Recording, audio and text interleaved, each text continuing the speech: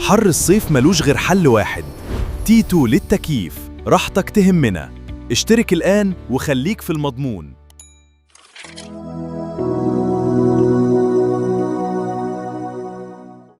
السلام عليكم ورحمة الله وبركاته. أهلا بيكم في قناة تيتو للتكييف. النهاردة بإذن الله هنكمل موضوعنا عن أفضل أجهزة تكييف في مصر، ومعانا في المركز الثاني الكارير اكس كول انفرتر الجديد. ناس كتير أول ما بتسمع كلمة كارير بتقولك خلاص ده أفضل جهاز في السوق، وأنا الحقيقة مش بحكم بالاسم، أنا بحكم بالجهاز نفسه. ولما اشتغلت على الاكس كول انفرتر الجديد لقيت إن كارير عملت نقلة محترمة جدا. أول حاجة منظومة الانفرتر، ده أول سبب خلاني أرشح الجهاز، وهو طريقة إدارة الكمبرسور. الجهاز مش بيشتغل بمنطق تشغيل وفصل، لكن بيغير سرعة الكمبرسور تدريجيا حسب الحمل الحراري داخل الغرفة. طبعا ده بيحقق 3 حاجات: استقرار درجة الحرارة، واستهلاك كهرباء أقل، وضغط أقل على الكمبرسور. تاني نقطة وهي تحمل درجة الحرارة، ودي نقطة مهمة جدا في مصر، لأن احنا مش بنشتغل في جو عادي أو جو طبيعي، وخصوصا في فصل الصيف. احنا أحيانا درجات الحرارة بتوصل عندنا ل45، وفي بعض الأحيان بتعدي. الجهاز ده معمول بفئة السوبر تروبيكال تي 3، ومصمم انه يحافظ على كفاءة التشغيل حتى مع درجات الحرارة خارجية بتوصل لغاية 55، مع استخدام فريون 32 الجديد الموفر للطاقة. وده معناه ان اداؤه في عز الصيف بيكون اكتر ثبات من الاجهزة المصممة لدرجات حرارة اقل.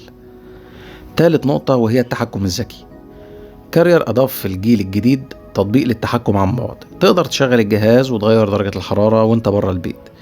لكن احب اوضح، الميزة دي جميلة لكن مش هي السبب برضو اللي يخليني ارشح الجهاز.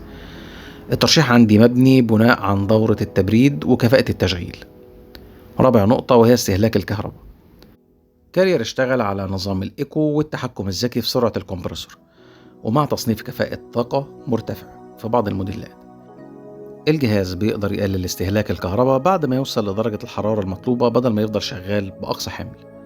لكن خلينا أقول كلمة مهمة: أي فيديو هيقول لك إن الجهاز ده بيسحب وليكن 250 واط وخلاص، أعرف إنه بيضحك عليك، لأن استهلاك أي انفرتر بيتغير حسب حرارة الجو، مساحة الغرفة، الحمل الحراري، ومدة التشغيل، يعني مفيش رقم ثابت. 5 نقطة وهي جودة التصنيع. من الحاجات اللي بتحسب للجهاز إن مستوى التشطيب محترم جدا، والوحدة الخارجية متماسكة، وده بيقلل الاهتزازات مع التشغيل، وده طبعا بيبان مع الاستخدام الطويل. طيب هل له عيوب؟ أكيد طبعا. أول عيب إن سعره أعلى من أجهزة كتير، وتاني حاجة تكلفة صيانة أي جهاز انفرتر أعلى من الجهاز العادي لو حصل عطل في لوحة الانفرتر. لكن دي مش مشكلة خاصة بكارير، دي طبيعة كل أجهزة الانفرتر الموجودة في السوق. الخلاصة، لو عميل سألني ليه رشحت كارير، هقول له لأن جمع بين أداء ثابت في الحر، انفرتر محترم، كفاءة كهرباء ممتازة، خدمة ما بعد البيع قوية، وعشان كده أخد عندي المركز الثاني. أما بالنسبة للمركز الثالث وهو جهاز الميديا AI ايكو ماستر انفرتر، وده بصراحة من أكبر مفاجآت السوق في 2026، لأن ميديا السنة دي قدمت جهاز مختلف، مش مجرد تغيير اسمه وخلاص. أول نقطة ال AI ايكو سيفنج. الذكاء الاصطناعي هنا مش مجرد كلمة على الكرتونة. الفكرة إن الجهاز بيتابع نمط الاستخدام، وبيعدل تشغيل الكمبرسور علشان يحقق توازن بين الراحة واستهلاك الكهرباء. لكن برضو أحب أوضح إن ال AI مش هيخلي فاتورة الكهرباء تقل للنص مثلا في يوم وليلة، هو بيحسن إدارة التشغيل. تاني نقطة الكمبرسور. ميديا اعتمدت في السلسلة دي على كمبرسور سوبر تروبيكال تي 3 تقريبا زي اللي موجود في الكارير، مصمم للعمل بكفاءة في درجات حرارة خارجية برضو بتوصل ل55 درجة مئوية، وده مناسب جدا لظروف الصيف في مصر. ثالث نقطة معانا وهي التبريد السريع.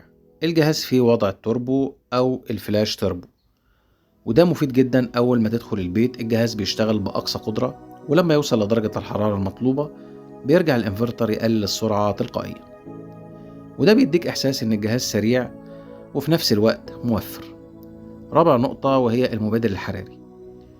ميديا استخدمت طبقة الهايبر جرافين على الزعانف علشان تحسين مقاومة التآكل.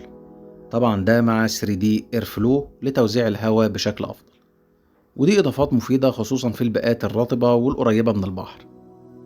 ودي نقطة مهمة جدا لأنها بتساعد على الحفاظ على كفاءة الجهاز مع الوقت. خامس نقطة وهي القيمة مقابل السعر، وده أكتر نقطة خلتني أحطه في المركز الثالث، لأنك بتاخد انفرتر و AI وواي فاي وفريون 32 وكمبرسور T3 بسعر غالبا أقل من بعض المنافسين، فالقيمة مقابل السعر هنا ممتازة. طيب هل له عيوب؟ له عيوب. لو هقارن مباشرة مع هاير أو كارير هلاقي أنهم متقدمين شوية في إحساس الاعتمادية العامة، لكن ده ما يمنعش أن ال AI إيكو ماستر بيعتبر من أفضل الصفقات في فئته السعرية. انتظروني في الجزء الثالث من أفضل تكييفات 2026 في مصر. أتمنى أن حضراتكم تكونوا استفدتوا. نورتوني، والسلام عليكم ورحمة الله وبركاته.